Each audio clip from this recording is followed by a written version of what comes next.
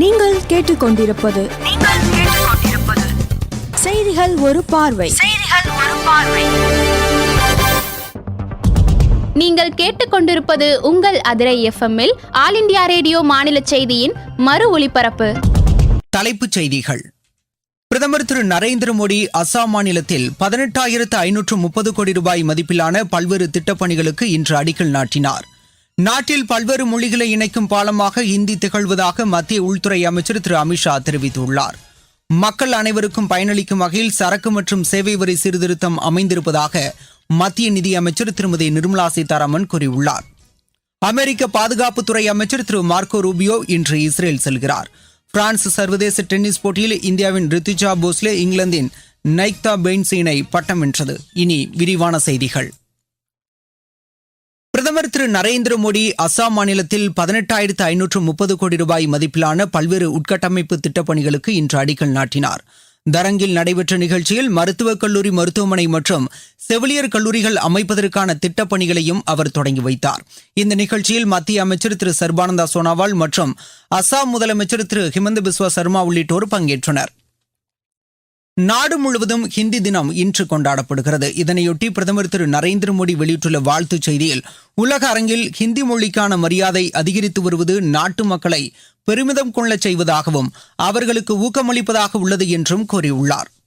வெறும் தொடர்பு மொழியாக மட்டுமல்லாமல் நமது அடையாளம் மற்றும் மதிப்பீடுகளின் பாரம்பரியத்தை வெளிக்காட்டுவதாகவும் ஹிந்தி உள்ளது என்று திரு நரேந்திர மோடி தெரிவித்துள்ளார். மத்திய உள்துறை அமைச்சர் திரு அமித்ஷா வெளியிட்டுள்ள வாழ்த்துச் செய்தியில், நம் நாட்டில் உள்ள பல்வேறு மொழிகளுக்கு இடையே பாலமாக ஹிந்தி திகழ்வதாகவும் தேசிய ஒற்றுமையை மேம்படுத்துவதில் முக்கிய பங்கு வகிப்பதாகவும் கூறியுள்ளார். தொழில்நுட்பம், அறிவியல், ஆய்வுக்கான மொழியாகவும் ஹிந்தி உருவெடுத்து வருவதாக அவர் குறிப்பிட்டுள்ளார். மத்திய அமைச்சர்கள் Thiru J P Nadda, doctor Jaishankar உள்ளிட்டோரும் ஹிந்தி தின வாழ்த்துக்களை தெரிவித்துள்ளனர். இத்தினத்தையொட்டி குஜராத் மாநிலம் காந்தி நகரில் 5வது அகில இந்திய தேசிய மொழிகள் சம்மேளன நிகழ்ச்சியை திரு அமித்ஷா இன்று தொடங்கி வைக்கிறார். 2 நாட்கள் நடைபெறும் இந்த நிகழ்ச்சியில் மத்திய அரசின் பல்வேறு துறைகளைச் சேர்ந்த 7,000 பணியாளர்கள், அதிகாரிகள் பங்கேற்கின்றனர். இது தொடர்பாக செய்தியாளர்களிடம் பேசிய அலுவல் மொழிகள் துறை செயலர் திருமதி அன்சுலி ஆர்யா, ஹிந்தி மற்றும் இதர இந்திய மொழிகளுக்கான நல்லிணக்கம் மற்றும் ஒருங்கிணைப்பை மேலும் அதிகரிக்கும் வகையில் இந்த நிகழ்ச்சி நடத்தப்பட உள்ளதாக கூறியுள்ளார். நாட்டு மக்கள் அனைவருக்கும் பயனளிக்கும் வகையில் சரக்கு மற்றும் சேவை வரி சீர்திருத்தம் அமைந்திருப்பதாக மத்திய நிதியமைச்சர் திருமதி நிர்மலா சீதாராமன் தெரிவித்துள்ளார். தமிழகத்தின் சென்னையில் சரக்கு மற்றும் சேவை வரி சீர்திருத்தம் தொடர்பாக இன்று நடைபெற்ற நிகழ்ச்சியில் பங்கேற்று பேசிய அவர், இதன் மூலம் மாநில அரசுகளும் பயன்பெற்று வருவதாக கூறினார். நாட்டில் இருக்கக்கூடிய ஒவ்வொரு குடிமகனுக்கும் இது ஒரு பெரிய ஒரு வெற்றி அவங்களுக்கு கிடைச்சிருக்கு. தொழில் செய்வர்களுக்கும் வணிகத்தில் இருக்கிறவங்களுக்கு கூட சுலபமா இருக்கணும்ன்றதுனால அந்த சிஸ்டமையும் சிம்பிளிஃபை பண்ணி வரியையும் குறைச்சிருக்கோம். அதனால எல்லா மக்களுக்கும் இது பிரயோஜனம் இருக்கு. 1.9 lakh crore or 2 lakh crores வருமானம் கிடைக்குது. மத்திய அரசுக்கும் சரி, மாநில அரசுங்களுக்கும் சரி.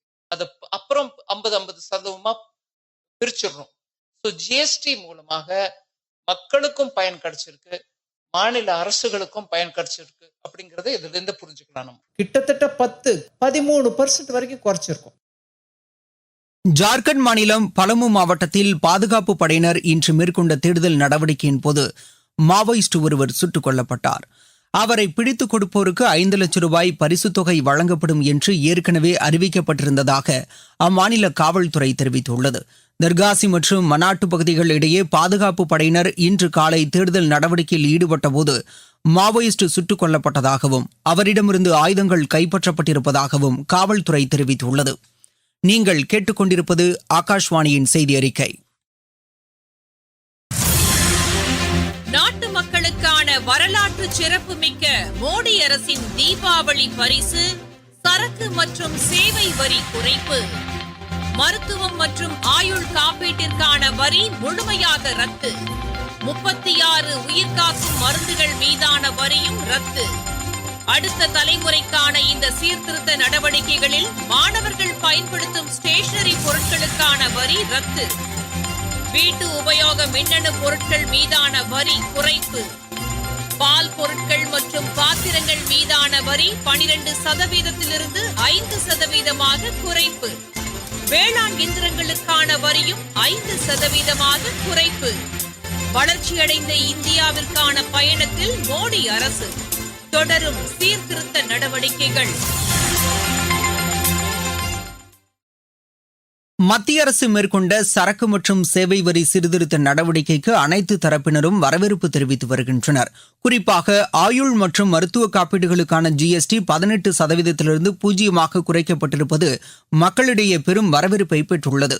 இது தங்களுக்கு பெரும் பயனளிக்கும் என்று தமிழகத்தின் நாமக்கல் மாவட்டத்தைச் சேர்ந்த மக்கள் எமது செய்தியாளரிடம் தெரிவித்தனர்.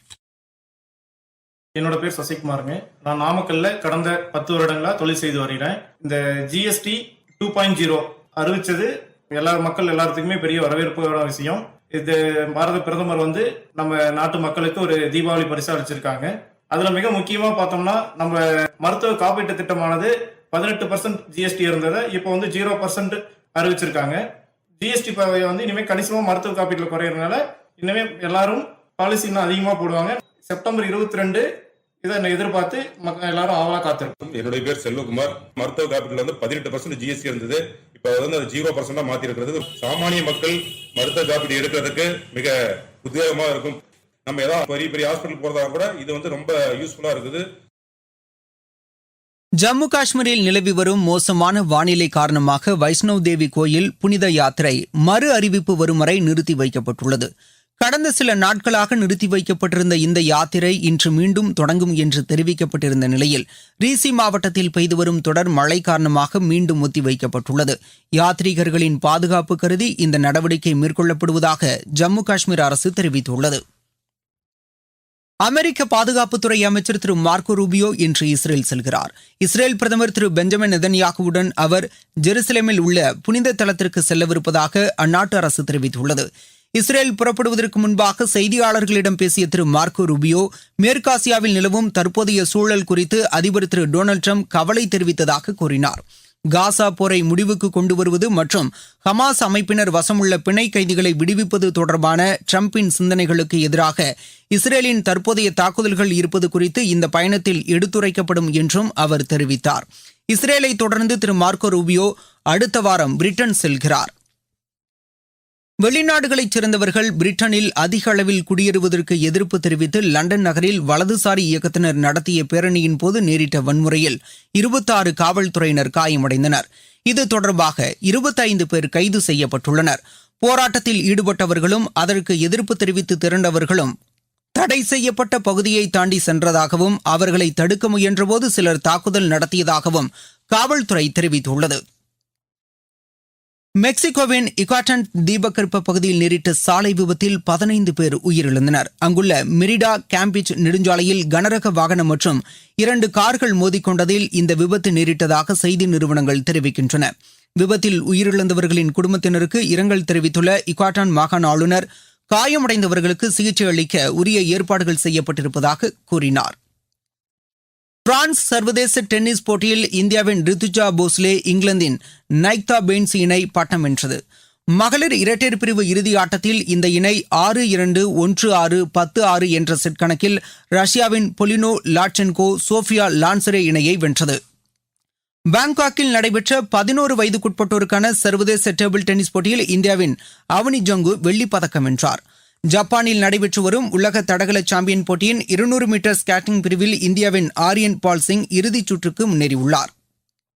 ஆசிய கோப்பை மகளிர் ஹாக்கி போட்டியின் இறுதி ஆட்டத்தில் இந்தியா இன்று சீனாவை எதிர்கொள்கிறது. சீனாவின் கோங்சு நகரில் இப்போட்டி மாலை மணி 5:30க்கு தொடங்குகிறது. இந்திய ஆஸ்திரேலிய மகளிர் அணிகளுக்கு இடையான முதலாவது ஒருநாள் கிரிக்கெட் போட்டி இன்று நடைபெறுகிறது. சண்டிகரில் இப்போட்டி பிற்பகல் மணி 1:30க்கு தொடங்குகிறது. இரு அணிகளும் 3 ஒருநாள் போட்டிகளில் விளையாட உள்ளன. ஆசிய கோப்பை 2020 கிரிக்கெட் போட்டியில் இந்தியா இன்று பாகிஸ்தானை எதிர்கொள்கிறது. துபாயில் இப்போட்டி இரவு 8 மணிக்கு தொடங்குகிறது. அமெரிக்க பாதுகாப்புத்துறை அமைச்சர் திரு மார்க்கோ ரூபியோ இன்று இஸ்ரேல் செல்கிறார். பிரான்ஸ் சர்வதேச டென்னிஸ் போட்டியில் இந்தியாவின் ரித்துஜா போஸ்லே இங்கிலாந்தின் நைக்தா பெயின்ஸ் இணை பட்டம் வென்றது. இத்துடன் இந்த செய்தி அறிக்கை நிறைவடைந்தது. நாளை மீண்டும் செய்திகள் ஒரு பார்வை காலை 10 மணிக்கு கேட்க தவறாதீர்கள். எப்பவுமே கேளுங்க எஃப்எம் நாளை நம்ம அதிரை FM 90.4 நமது சமூகம் நமது நலன். ஆல் இந்திய ரேடியோவின் வானிலை செய்திகளுக்கு நன்றி.